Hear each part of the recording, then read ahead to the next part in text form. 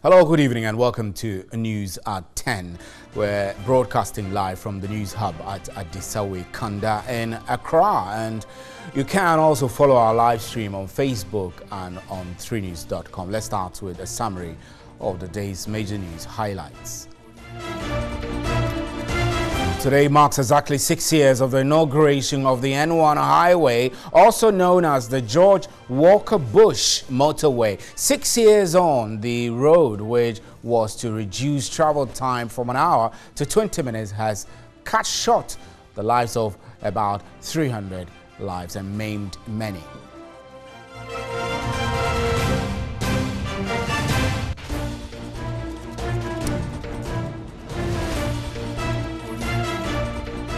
And some 7 persons accused of murdering Major Maxwell Adam Mahama have been left without lawyers to take up their defense in court. This is because the defense of the 7 differ, therefore making it legally improper for a single lawyer to represent all of them.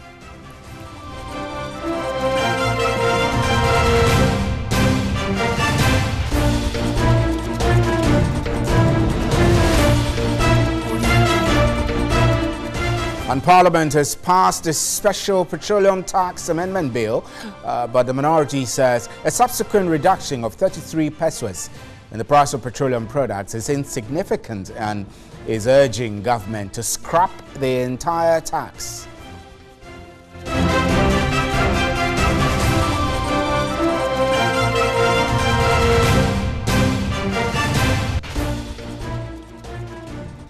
And Principal Research Analyst at the Petroleum Unit of the Institute of Energy Security, Richmond Roxon, has suggested the scrapping of the special petroleum tax or setting a threshold to determine when to apply the tax.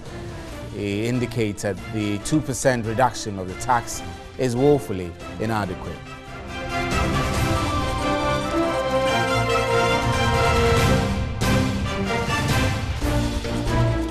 And on the international front, Cyril Ramaphosa has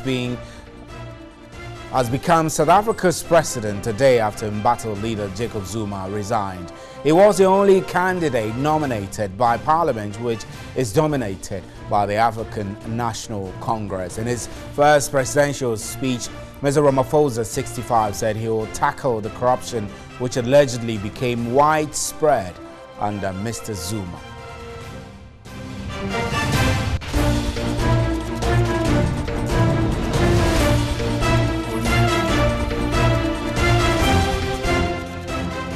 Those are our major news highlights. Remember, you can hear us live on 3FM 92.7 and around the world. You can follow our live stream on Facebook and on 3news.com. Up next is the big one.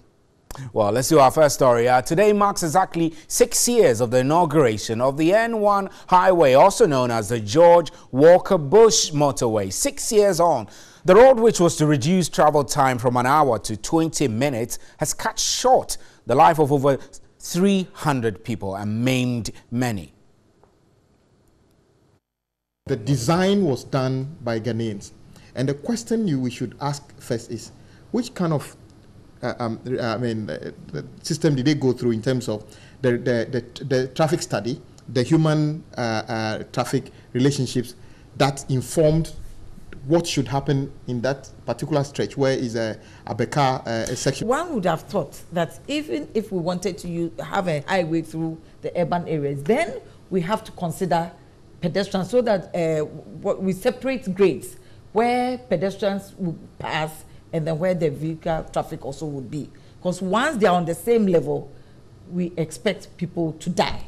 So for me, the construction... You expect people to die? Yes, if you have made it such that they are on the same level. You have not solved any problem. So is that to say that this road was constructed without enough engagement? Because you are with the National Road Safety Commission. Yeah. If what you're telling myself and my viewers and people are listening to us right now is anything to go by, then it's a clear concern. Yes, it is. We put a highway and we have urban centers. And we have not made enough provision to separate the pedestrians from the vehicular traffic. We were, at one point, when doing construction, we talked about it, and at one point we came in with some of this auditing. But I must be frank, some of the things that we said or we proposed never came to pass. It was not considered. You made proposals while the road was being constructed? Yeah, it was not considered. And it was not considered? Yes. Who did you make the proposals to? The Ghana Highway Authority, and they were the consultants to that project. Look, this is a design. This is a design defect. If this thing was designed properly, and indeed there are many cities that have got highways running in the middle of them, and that doesn't necessarily result into this. Where were the interventions that was supposed to separate the pedestrian from the vehicles appropriately? And you can tell some of the pedestrians were trying to go through places that is convenient for them. And that tells you that where we place the bridges are different from where the people actually use. But it's too late now, where we can still do the overpasses, but with ramps. So when they were citing the footbridges, what did they take into consideration? Well, normally you have to do a count of pedestrian crossings at certain points, and you have to consider where pedestrians use most. I don't know how this one was done. You don't know how? Yes, because we were not part of it. As a major stakeholder, we were not part of it. Road and highways in this country, being the National Road Safety Commission, we were not part. You were not part of this whole construction of the N1 highway. Yes, from the beginning, we were not part of it. It was later when we made, we started talking about it, that we needed to be part of this, because what was happening, we could see from afar that something would definitely would come out of it where people were going to die. So we came in the latter part of it, and a lot of them, the bridges had already been done. No ramps have been provided for the disabled or the fiscally challenged. And some of this, we have said it over and over and over again. But we are always promised that they'll be doing it. And you see, Honorable, I asked you a question early on. You did not answer me. In 2015, I asked this question and posed it to the Honorable Inus of Hussein, who was the Minister of Roads and Highways at the time. He said you had entered into an IMF bailout, and because of the conditions in that bailout, you couldn't award a contract to construct the other footbridges on the highway. What is the status of those footbridges that have to be constructed now? You are a member of the Roads and Highways Committee. Yes, that's why I started out by saying that there was a design defect. Was this design made such that these things would have been taken care of? I doubt if that was part of it. Fast forward, if there was a remedial action to be taken to provide these things, then it became an issue of money. But looking at the numbers, I think this should be prioritized. So that was a conversation on the back of the Dangerous Highway documentary, road safety documentary by Portia Garbo. Let's move away from that. The Mental Health Authority has expressed as unfortunate the current happenings at the Ankafo Psychiatric Hospital. Speaking to my colleague Wendy Ilaye, head of communications at the Mental Health Authority, Kweku Brobe, indicated the action by striking nurses and physician assistants of the hospital is an infringement on the laid down roadmap. In 2017, some health workers at the Ankafo Psychiatric Hospital leveled allegations of maladministration and show of gross disrespect to subordinates by the director of the facility, Dr. Eugene Dodoi. Investigations were conducted with a roadmap to be implemented, but nurses and physician assistants at the hospital have laid down their tools over what they describe as a dangerous working environment. Head of Communications at the Mental Health Authority, Kweku Brobe, described the approach of the workers as regrettable. It's another unfortunate turn. I mean, we have a roadmap that we are working by, and we would have expected that the staff of Ankafo Hospital would cooperate with us and let us go by the roadmap that has been spelled out. The chief executive of the authority again has arranged to meet up with the Ministry of Health because we do not have a board in place. Again, brief the minister on what has happened. I mean, the new twist that has come up now, and based on what he advises, we will take it up from there.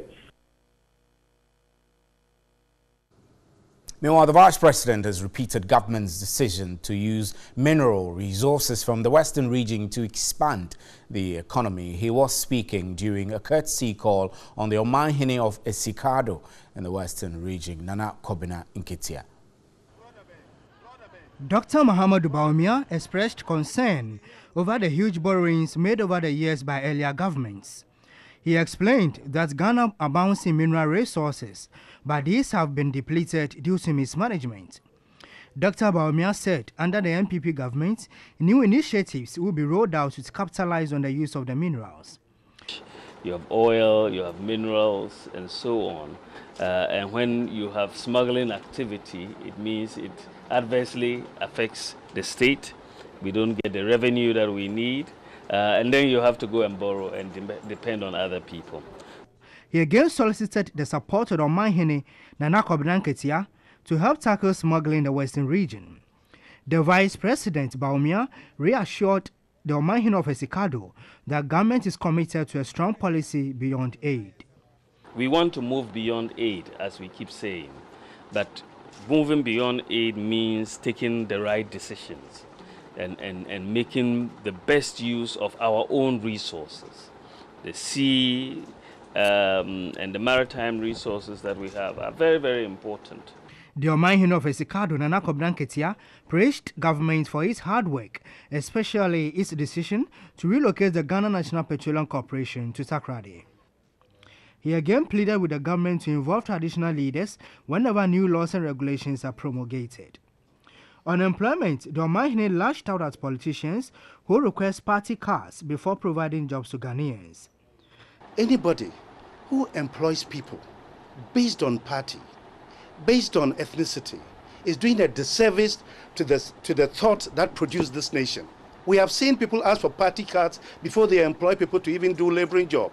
Then you ask yourself, the white man ruled us through our divisions, divide et impera.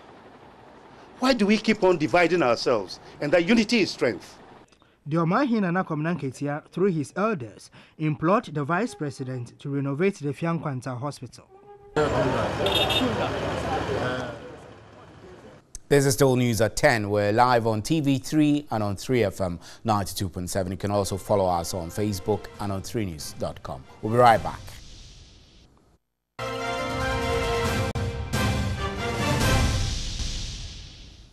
Welcome back. Now, Parliament has passed the Special Petroleum Tax Amendment Bill, but the minority says a subsequent reduction of 33 pesos in the price of petroleum products is insignificant and is urging government to scrap the entire tax. The Special Petroleum Tax Bill was brought to Parliament under a certificate of urgency and was thus taken through all the stages. The bill, according to the chairman of the Finance Committee, is in tandem with government's aim of shifting the focus of tax policy from the introduction of new taxes to improving tax compliance. The committee's report indicated that with the passage of the bill into law, petrol price would be reduced from the present 4.67 cedis per litre to 4.51 cedis per litre, whilst diesel will sell at 4.48 per litre instead of the current price of 4.67 cedis per litre. But the minority says the reduction is insignificant. As it stands, at 4.67, if you apply the reduction by the 7 pesos, a gallon means that you are having a peanut reduction of 33 pesos. It has no effect on the consumer. Fuel price before we left office was 3.6 cedis per litre. Today it is 4.6 cedis per litre, an increment of 1 cedi per litre. So it means that every gallon you buy today, you are paying extra 4 cedis per gallon, and you are reducing it by 33 pesos.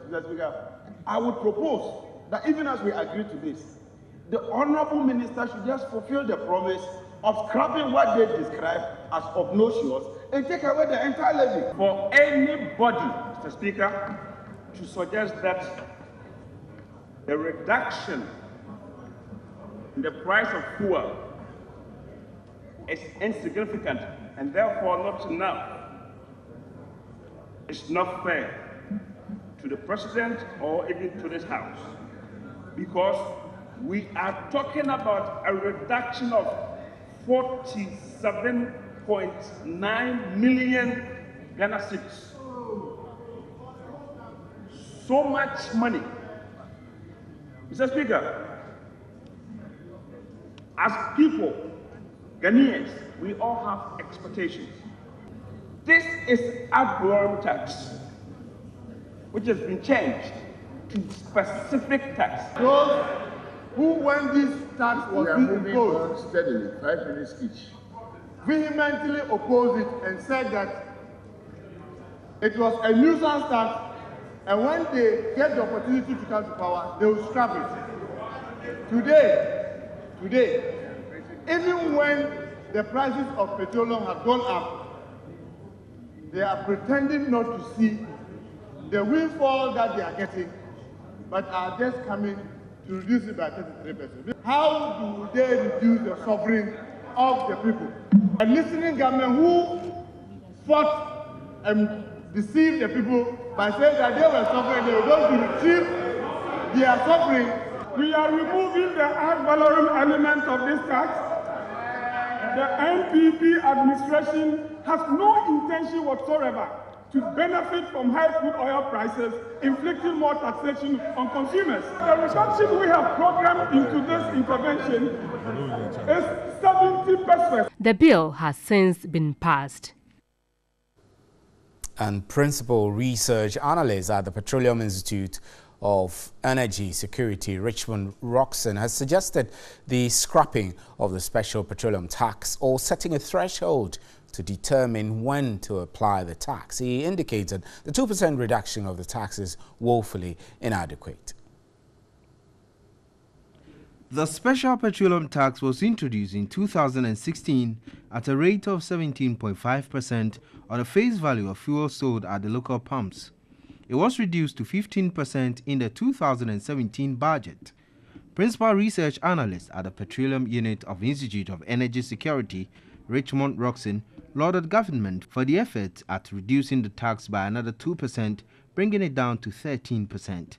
But indicated it was inadequate. 2% will not even be enough to close what we've experienced in 2018 alone. 2% per litre will be around 10 pesos per litre, and from the estimates that Honorable Asibe himself made, that if you add the 2% reduction to the decreases that we're already expecting, because it's a new pricing window and we've had positive indicators, we're going to have something in the region of 3 to 4%. Will be around 15 to 20 pesos depending on the oil marketing company. Considering the current figures that we have, that will move it from around 21 Ghana cedis to 20 cedis, 30 pesos. He urged government to show more commitment and understand the plight of Ghanaians by reducing drastically prices of fuel or scrap entirely the special petroleum tax. The revenue argument will come, but we still maintain that fuel prices, they are not the only avenues that government can raise revenues from. We can look at other innovative ways of raising revenues,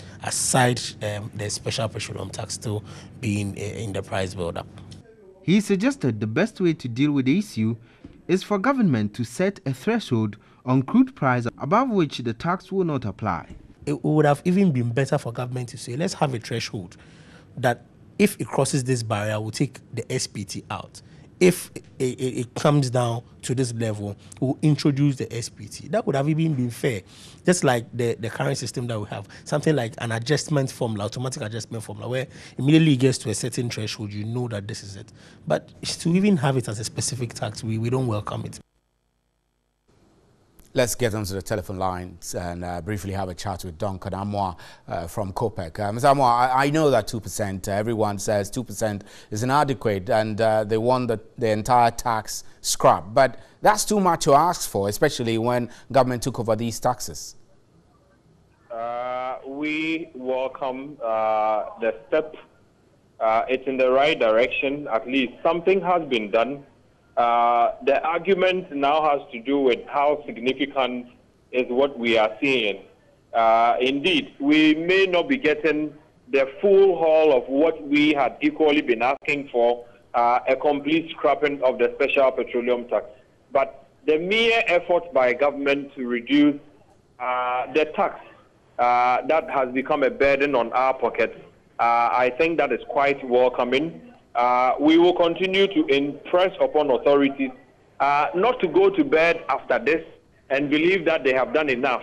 If you know what some of the pricing windows have brought to all of us, sometimes more prices get increased by 5%, 6%, 4%. And so if we don't work further ahead, the 2% reduction that has been thrown at all of us will be wiped off in no time. And we think that there is still a little more for the government to do than to go to bed now and pat themselves at the back that they've indeed reduced fuel prices. 2%, like I indicated, can't be wiped off in no time. And Ghanaians indeed are looking to see pump prices go down and also feel the impact in their pockets, in their spending as far as fuel prices are concerned. And I'm sure we would all be happy if the government could show further commitment at reducing fuel prices across the pump for all. But the move indeed is a welcome one. Right. And we would want to encourage that they do not make further excuses about revenue and deficit and budget deficit and all of those. We are quite aware that per our petroleum receipts currently, Ghana is exporting about $75 million worth of fuel every single day. And unfortunately, what comes to us as a country is also woeful. We would expect the government to also look upstream and see how best it can tighten the revenues that it is also making upstream. Because when world market prices go up, our exports would naturally have to fetch us more. But if you look at how much has come to government over the past 6-7 years that we have been exploring petroleum, you would realize that the numbers are not encouraging. We would want the government to look beyond just taxing the trotro and taxi driver downstream, and also look at some of our petroleum agreements that we have signed in the ones we are signing today, and see how much would eventually come to the state coffers. I'm afraid we have to wrap up our conversation. So that Thank the you government revenue would not be disadvantaged at any point. Right. Thank you very much. I'm Mr. Duncan Amwise with COPEC, and I'm Stephen Enti. Thank you extremely for making time with us. There's more news at 3news.com. On behalf of the crew here, good night.